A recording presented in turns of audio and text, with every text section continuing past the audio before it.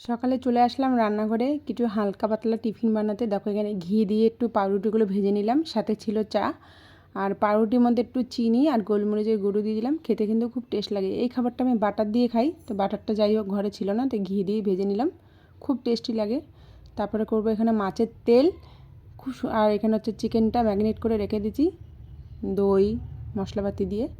আর এখানে হচ্ছে মাছের তেল, মাছের তেলটা করব। মাছের তেলটা কিন্তু খুবই সুন্দর ছিল। মাছের তেলটা দুখানা বড় বড় কাতলা মাছের তেল এনেছিলাম, তো এখানে মাছের তেলটা করব। আর দেখো পেঁয়াজ টিয়াজ সব কেটে রেখেছি, বেগুন দিয়ে আলু দিয়ে মাছের তেল আর চিকেন করব। বেশি কিছু রান্না করব না আজকে, কেন একটু দেরি হয়ে গেছিলো, তাই দুপদেই রান্না করব। তো বেগুনটা দেখো আমি ভেজে এখানে তুলে নিলাম। তোলার পর এখানে পেঁয়াজ লঙ্কা আলু একসাথে ভাজা বসিয়ে দিলাম। তারপরে কিন্তু মাছের তেলটা অনেকে অনেক রকমভাবে খায়, তো আমি এখানে দেখো নর্মাল সব ভেজে নিচ্ছি।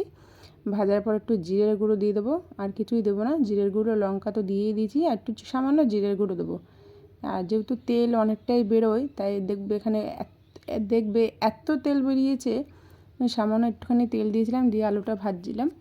দেখো অনেকটা তেল বেরিয়েছে। মাছের তেলটা হয়ে গেলে তারপরে চিকেনটা করব। আর বেশি কিছু রান্না করব না, কেন বেশি কিছু রান্না করলে খেতে ভালোও লাগে না, তো তাই শুধু চিকেন করব। আর মাছের তেলটা অনেকটাই ছিল, আর একটু লঙ্কার গুঁড়ো দিয়ে দিলাম, তাহলে কি ওই মাছের তেলটা দেখতে একটু সুন্দর হয়, না তো একদম কালো কালো লাগে অনেক সময়।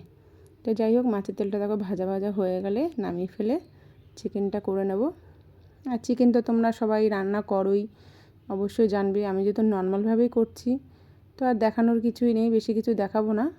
পাশে দেখো ইন্ডাকশানে ভাতও বসিয়ে দিয়েছি। মাছের তেলটা হয়ে গেলে, এখানে মাছের তেলটা হয়েও গেছে। দেখো কতটা তেল বেরিয়েছে, তেলটা একটু ফেলে দেবো, না তো এত তেল খেলে শরীরটা খারাপ করবে। মাছের তেলটা একটু ফেলে দেবো। দেখো মাছের তেলটা আমার রান্না হয়ে গেছে, তো এখানে আলাদা করে রাখলাম, না নষ্ট হয়ে যাবে। দুপুরবেলায় খাবো, ওই ঘরে মাদের দিয়ে দেবো, মারা খাবে। তারপর দেখো এখানে চিকেনটা বসিয়ে দিলাম। সব মশলা পেঁয়াজটা ভেজে জিরে সোমবার দিয়ে পেঁয়াজটা ভেজে নিলাম, দিয়ে তারপর রসুন বাটা আদা বাটা লঙ্কা বাটা দিয়ে একটু লঙ্কার গুঁড়ো জিরের গুঁড়ো সবই দিয়ে দিলাম। তারপর দেখো চিকেনটা এখানে কষিয়ে নেবো। আর চিকেনটা কষানোর পর আজকে একটু ঝোল ঝোল করবো চিকেনটা। সবসময় একটু কষা কষাই খাই, আলু ছাড়া শুধু চিকেন কষাই খাই। চিকেন কষাই খেয়ে তো ভালো, আজকে একটু একটু ঝোল ঝোলই রাখবো। তো দেখো আমার চিকেনটা তো হয়ে গেল রান্না। তোমরা কে কে চিকেনের ঝোল খেতে ভালোবাসো, কে কে কষা খেতে ভালোবাসো? আমি তো দুটোই ভালোবাসি, কিন্তু কষাটা বেশি ভালো লাগে। তো আজকে একটু ইচ্ছে হলো যে একটু ঝোল ঝোল করবো, তাই একটু ঝোল ঝোল করলাম।